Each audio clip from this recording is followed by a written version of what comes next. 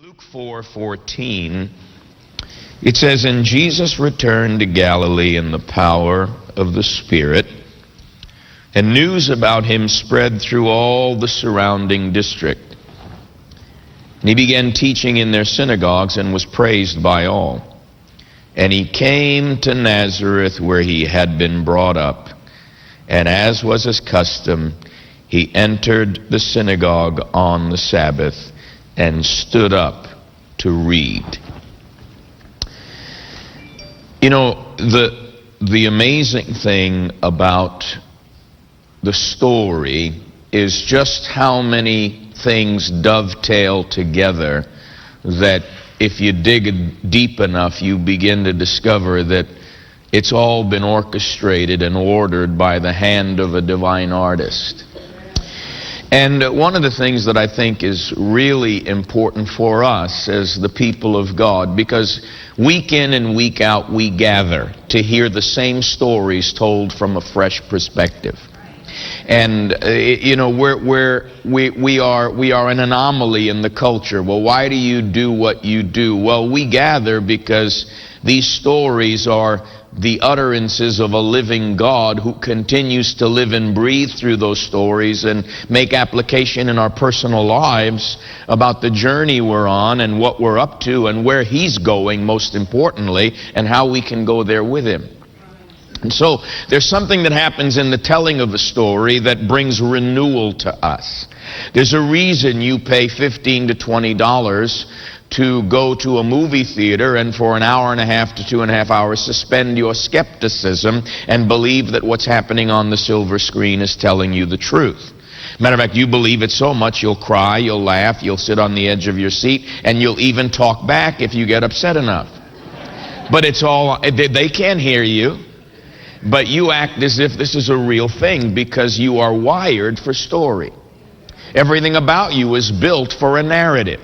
As a matter of fact, there are areas in your life you don't know why what you do, and you oftentimes may try to fix it from a conscious perspective, but that's not where the thing is going to get fixed, because the reason you do some of the things you do that are deeply embedded is because of the story you tell yourself.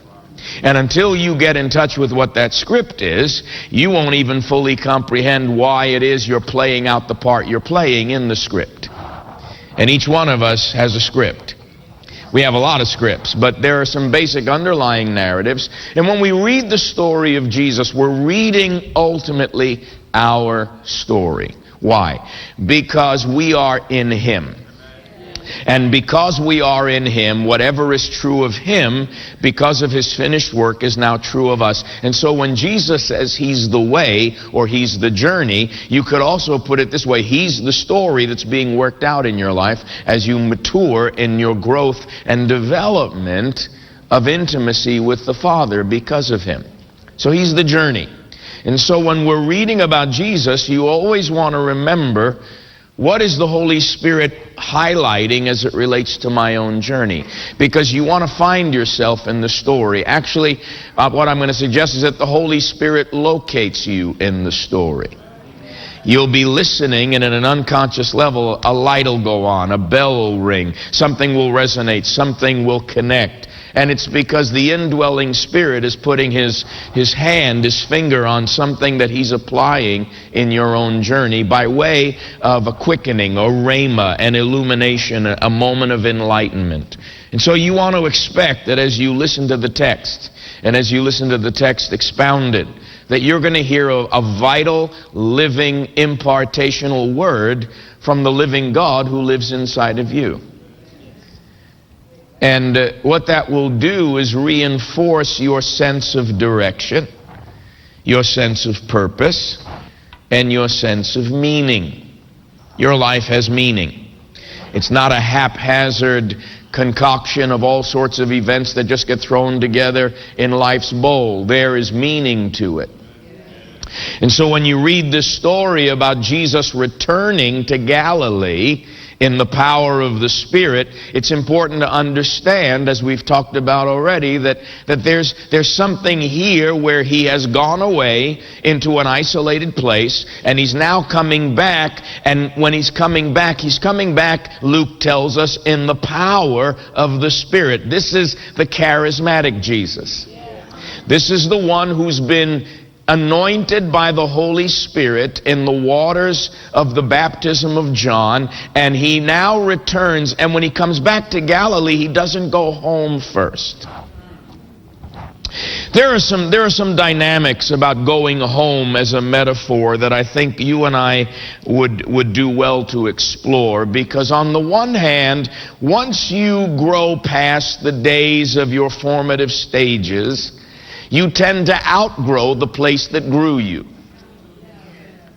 It doesn't mean you never like going home, but there are just some things that as you grow up, you want to break out and stake out. And I think that at some level, there's got to come this awareness that for all of us, there is a season when we go home, when home isn't what it used to be, because home is shifting for us. Because our values, our direction, our sense of our uniqueness demands that we build our own home. And so when Jesus comes back from the wilderness, he doesn't go home first. Probably to the upset of his mother, but he doesn't go home first. He goes to Capernaum. As a matter of fact, he buys a house in Capernaum. I don't think he's given anybody any notice of his cousins and relatives and brothers and sisters.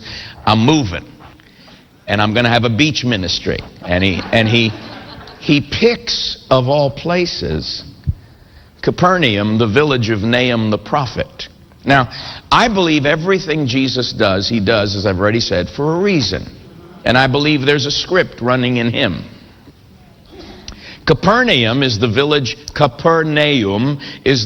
of Nahum the prophet. It was where Nahum was raised and born, there by the seashore, Galilee of the Gentiles. And it was Nahum that prophesied that the consolation of Israel was coming, and that the Gentiles would be blessed by the one who was coming. Well, of all places to start his home ministry, he picks the birthplace of Nahum the prophet, who prophesied who he is as the consolation of Israel. You remember when Simeon is in the temple and they bring in Jesus on the 8th day, Simeon was continually fasting and praying, seeking God. It says he came in the Spirit in the temple because God had promised them that he wouldn't see death until he saw the Lord's Christ, and he was looking for the consolation of Israel.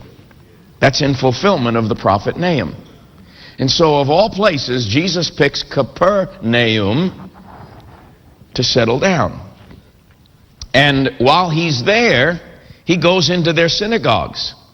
He goes into the synagogues and he starts doing this thing called teaching. So that Jesus isn't just preaching, he's teaching. But his teaching is different, because when he's teaching, people are getting healed. I want you to understand, this is radical. He's doing things that they haven't seen done since the days of the prophets. And things have gone silent for generations and generations. And Jesus is teaching not like the scribes and Pharisees. When Jesus teaches, stuff happens. If he's teaching on strongholds being broken, demons are manifesting. If he's teaching on affliction being healed, people are being healed. This is teaching with authority. It's not one or the other. It's all of it happening all at once. And I wonder, beloved, if we've gotten to a place where we take for granted these stories and don't allow that script to play again in us, to where we dare to believe if you'll pay $20 to suspend your skepticism on a Friday night to believe something that's a fictional story, how come we won't invest our confidence that the stories we're hearing in the living and abiding Word are the real story? It's not just entertainment. And if Jesus did it before, why can't he do it again? And there are just some stories we don't ever need to get tired of, because the fact is there are just as many people on the planet now, if not more, than when Jesus was here. And there are just as many afflicted, just as many bruised, just as many broken, just as many downtrodden, just as many people who are oppressed, who need consolation. And so Jesus, out of nowhere, comes back from the wilderness of testing, faces down the powers of darkness, and in the power of the Spirit begins to operate in the demonstration of that Spirit. Listen, I don't want to sound like a broken record, but the power of the Spirit has to be demonstrated. The power of the Spirit is to be demonstrated. And if we don't demonstrate the Spirit, we miss out on all that the Spirit intends to do.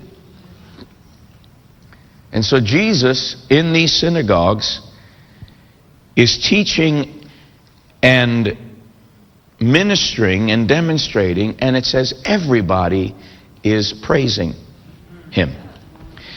The human appraisal of Jesus is, wow. He's got the wow factor. He just does. He's got the wow factor. And not only does he have the wow factor, but there is a dimension of that wow factor that's going viral. In other words, word is getting out. It says in the King James, the fame of him spread abroad. See, when there's not been good news in a while, it doesn't take much to get it going. If there's been a dry spell in a forest, it doesn't take a whole lot of sparks to start a wildfire. And one of the things that I think is really important for us, look, you know I happen to have a view of the future that is victorious and not doom and gloom. Jesus returns, goes to a whole new beachhead. And see, for some of us, we're trying to do something God told us to do, but we're trying to do it in the soil that brought us up. You can't do the new thing in the old place. You can't do the new thing. If I could have done the new thing in the old place, I would have never left New York. But I couldn't do it in the place where I grew up, because they knew me then, but they don't know me now. That was then. This is, and you got to understand, there are always going to be people in your life that remember you then, and they don't know you now. So the way they see you is the way you were, not the way you are. So whenever they talk to you as if you're still who they see you frozen in time to be, because they've never had the eyes to see you go through what you went through when you weren't around them. I wonder, has anybody had to go the way of the wilderness and the way of isolation, and when you come back, see, when you come back, the folk that think they know you don't know you, because they haven't been where you've been. They haven't gone through what you've gone through. You may look the same on the outside, but something has changed on the inside. Something has radically been transformed. And so Jesus establishes a beachhead in Capernaum and then decides to go back home. And it says, and this is probably weeks after his return from the wilderness of temptation, and he came to Nazareth. It's almost like when you read it here in the original, it was part of the itinerary, but it wasn't necessarily the main thing. But it is the place where he's going to preach his inaugural sermon. He's already teaching, but he's going to preach his inaugural sermon in his hometown synagogue. And of all places, where is he coming to? He's coming to Nazareth. Now stay with me, because this is really, really important to the story. Nazareth is the Hebrew word netzer, and it means the branch. Nazareth literally means the branch. Everybody say the branch. It is my conviction that those who built Nazareth prophetically keyed in on the branch in prophetic hope that God was going to redeem Israel by the one called the branch. What were they saying? I'll tell you what they were saying. We believe there's always hope. We believe God will deliver us. We believe God will come one day and send a new king to set us free. Are you listening to me? In naming the town Nazareth, they were declaring that they knew there always was hope because they had a promise from God. What promise are you holding on to? What promise are you laying hold of that no matter what you're facing, you're warring a good warfare by that promise? Because God says there's always hope in me. I am the God of hope who wants to fill you with all joy and peace in believing. Tell somebody, I believe there's always hope. Tell them, I believe God's going to deliver us. And I believe God has sent a king to do just that. And he's on the throne right now. And he's doing quite well, thank you. Come on, give him a shout.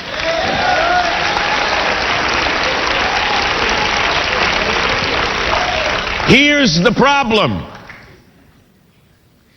The founders and the inhabitants of Nazareth didn't know how literally God was going to take their prayer.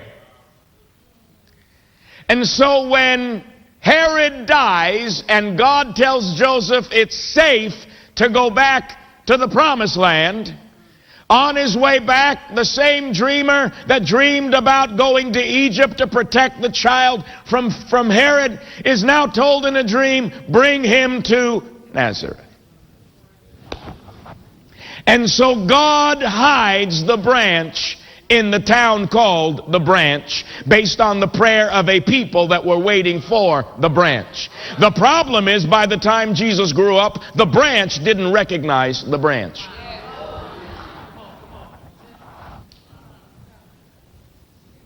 The people that raised him didn't recognize him.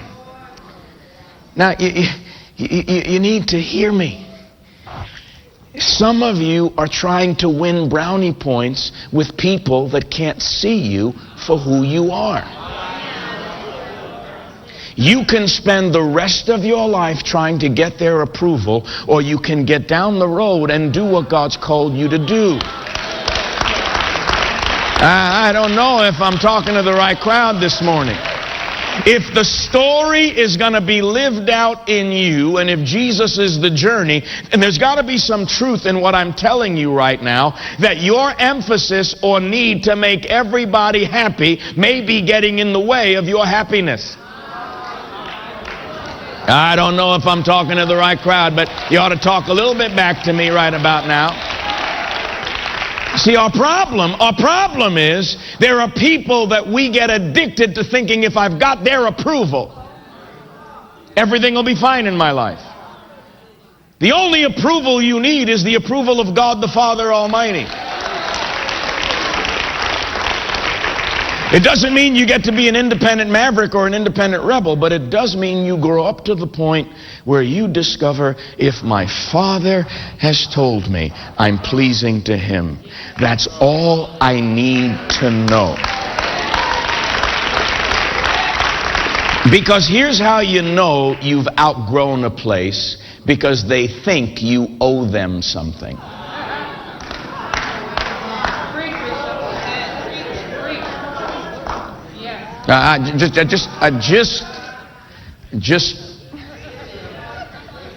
You know you've outgrown relationships when those relationships put an unhealthy demand on what they think you owe them.